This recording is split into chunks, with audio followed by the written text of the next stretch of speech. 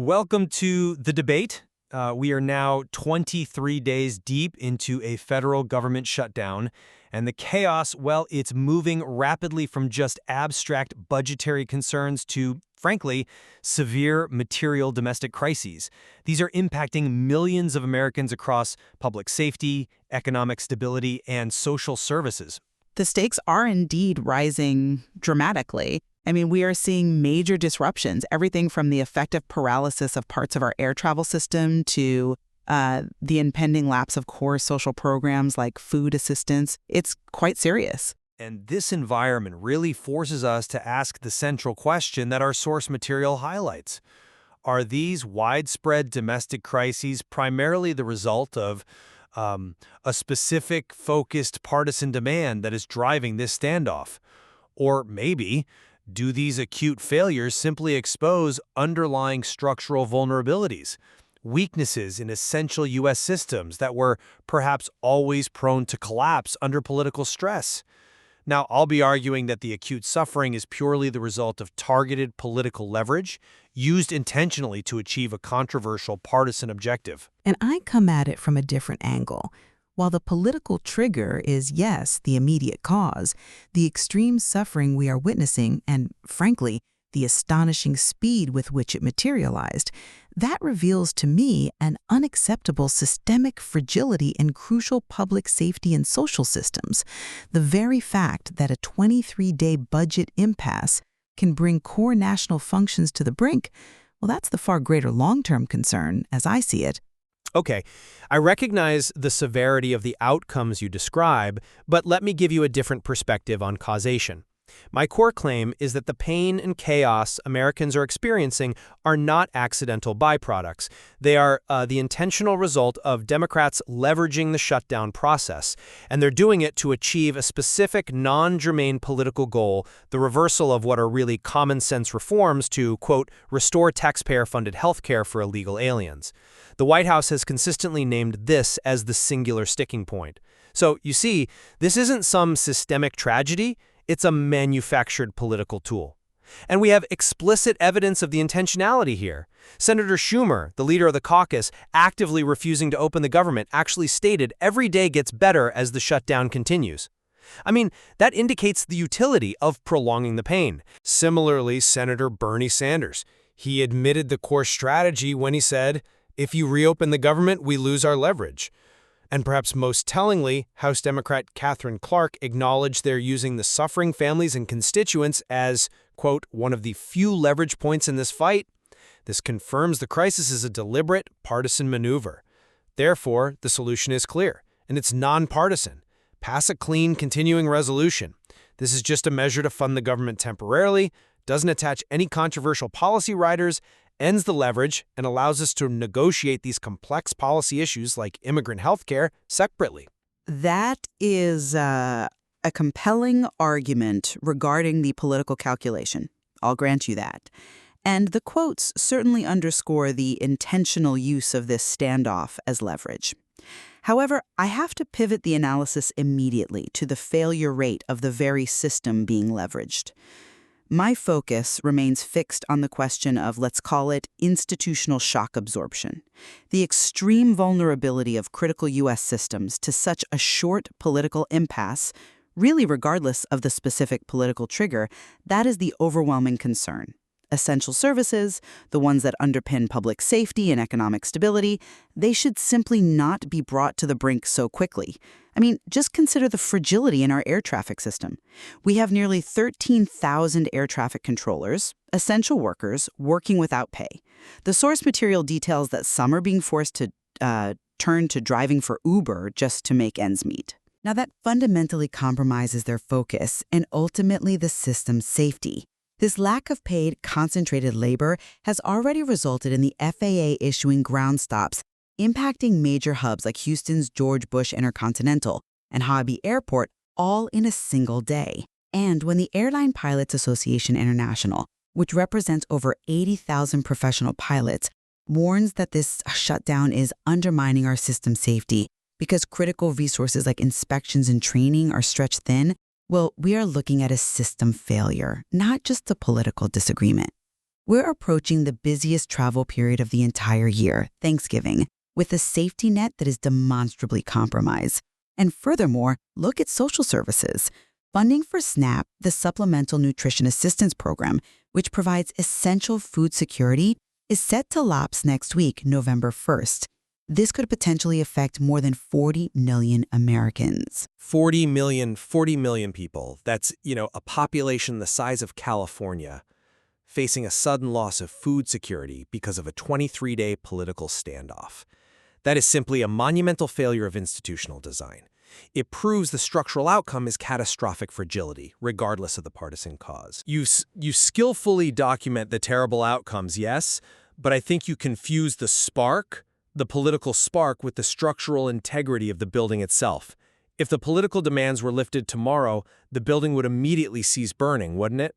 If the immediate cessation of the Democrats' demand, which, again, the White House claims is solely focused on reversing common-sense reforms related to benefit access for certain aliens, if stopping that would instantly free up almost $4 billion in small business capital, get over 500,000 civilian federal employees paid, and eliminate the risk to SNAP funding for 40 million, doesn't that prove the partisan goal is the central issue here? The structural vulnerabilities, if they exist, are perhaps merely latent weaknesses. They only become acutely dangerous when this targeted political leverage is applied. The solution seems to be political disengagement, not a, complete overhaul of the entire U.S. financial system. Am I entirely convinced by that line of reasoning? Because while the political spark might be the trigger, the mechanism of government funding itself seems so brittle that it allows essential services to be weaponized this easily. You ask why the air traffic control system is threatened? Well, it's because the essential functions, training, maintenance, oversight, they're all built upon continuous, often short-term governmental funding cycles. When those cycles are interrupted, the entire safety infrastructure suffers. And if our economy is so dangerously reliant on this continuity that 40 million citizens are literally one political failure away from losing food benefits, then the system itself is, I would argue, structurally unsound. This isn't just about one specific policy reform. It's about institutional shock absorption. What does it really mean for the stability of a nation when its essential functions can be jeopardized so easily, so quickly? The source material explicitly warns the shutdown threatens significant flight delays, disruptions, and cancellations in major airports. This is the predictable fallout when a system lacks the basic resilience to absorb political conflict. We have to consider, though, the necessity that drives this political standoff. The president and Republicans implemented a reform to end what they characterize as a fraudulent scheme, a scheme that allows certain individuals without legal status, specifically paroled aliens, to access long-term benefits like Medicaid and even receive Social Security numbers and work authorization. It's critical to note here that paroled status is a temporary authorization to enter or remain. It's not a grant of legal permanent residence. And that's why granting them access to long-term taxpayer-funded benefits is the core flashpoint regarding systemic integrity. The White House has brought forward verified examples of the real-world public safety danger this loose control posed.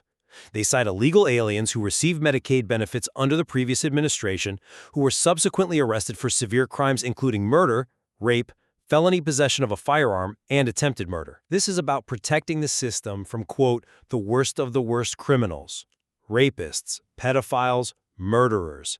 We even see real-world danger documented, like when an illegal alien in California was issued a commercial driver's license, indicating failed systemic controls, and then tragically killed 3 people in a DUI crash.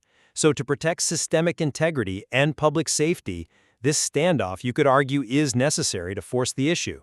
I absolutely acknowledge the severity of those specific criminal examples you presented and the need for rigorous border security and systemic integrity, especially in areas like licensing and background checks. That's paramount, no question. But let's challenge the mechanism being used here. Is using a full government shutdown, which, as we've discussed, jeopardizes the safety of millions of innocent, law-abiding Americans by stretching vital FAA resources thin and puts the food security of the most vulnerable at risk, is that really a proportional or sustainable or even appropriate mechanism for implementing these necessary border security reforms? The Department of Transportation is reportedly already working to crack down on wrongful licensing. That seems like the correct avenue, doesn't it? The problem, as I see it, is that this administration appears to be conflating necessary reforms with the nuclear option of starving the government. If the only way to implement common sense policies is by bringing the entire government to a halt, then the regular governance process, the one designed to resolve disputes and manage complexity, seems fundamentally flawed. It reveals a dangerous governance vacuum where brinkmanship replaces standard legislative action. Well, I would frame the use of leverage differently, not as a governance vacuum, but perhaps as necessary pressure. The leverage is required because the opposing party seems determined to use the shutdown to advance other problematic domestic issues they created, illustrating a fundamental conflict over policy direction that goes beyond just border security. Take healthcare, for instance. The White House points out the irony in Democrats holding the government and the American public hostage over a healthcare system, Obamacare, that they themselves created. They call it a broken system that Democrats now want to shut down the government to fix or expand. Conversely, the administration states it's deeply committed to lowering healthcare costs through concrete, non-shutdown policy actions. They cite time spent negotiating most favored nations deals with large pharmaceutical companies to lower prescription drug costs by seeking the lowest available price globally. This contrast, I think, shows Republicans attempting stable, long-term policy solutions while Democrats resort to destructive leverage tactics over a separate issue. You know, the focus on lowering prescription drug costs and addressing other long-term economic issues like the H-1B visa system, ironically, it kind of reinforces my point about how potentially misplaced the shutdown priorities are. The administration is, as you noted, currently working on refining the H-1B system. This is due to alleged fraud that has driven down American wages, and they're prioritizing putting American workers first. Okay, so this complex economic reform is being addressed through specific agency changes, regulatory action, and yes, ensuing court battles. This demonstrates that the administration is capable of addressing complex, long-term economic and systemic issues like pharmaceutical costs and employment integrity through sophisticated, functional regulatory policy without collapsing the entire government. So if the White House can address H-1B fraud through detailed regulatory action, why is this specific demand regarding temporary immigrant healthcare benefits the sole intractable barrier, the one requiring the simultaneous paralysis of the FAA and the threat to snap? It almost makes the shutdown conflict seem less about essential systemic reform and more about pure, perhaps performative leverage, which again emphasizes the unnecessary political intentionality that seems to be driving this acute pain. My position remains firm, then. The acute pain points, the air traffic controller stress, the threat of snap lapse, the missed paychecks for 500,000 federal employees, these are wholly and, I believe, demonstrably the direct consequence of partisan resistance. Resistance aims squarely at achieving a highly controversial political goal. The evidence points directly to leverage being the core mechanism here, and dropping that policy demand is the clear path to resolution. And I'll summarize by stating that this debate reveals really dual crises. Yes, there is an immediate crisis of political intentionality driving the shutdown, marked by the explicit use of suffering as leverage, as you've pointed out. But this political crisis only escalates into a nationwide domestic emergency because of a simultaneous crisis of structural fragility. The nation's essential services, its public safety networks, and the food security for 40 million people are simply too easily jeopardized within just 23 days. The nation's stability fundamentally should not depend on the continuous functioning of highly contentious political negotiations. The source material clearly documents severe domestic concerns impacting wide segments of the U.S. population, ranging from public safety integrity to economic stability.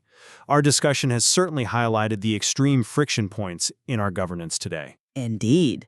And the debate for our listeners is really to consider which driver, these specific partisan objectives or the underlying systemic vulnerabilities, poses the greater long-term threat to the stability of the nation. And there is clearly more to explore in the material regarding the long-term health of our governing systems.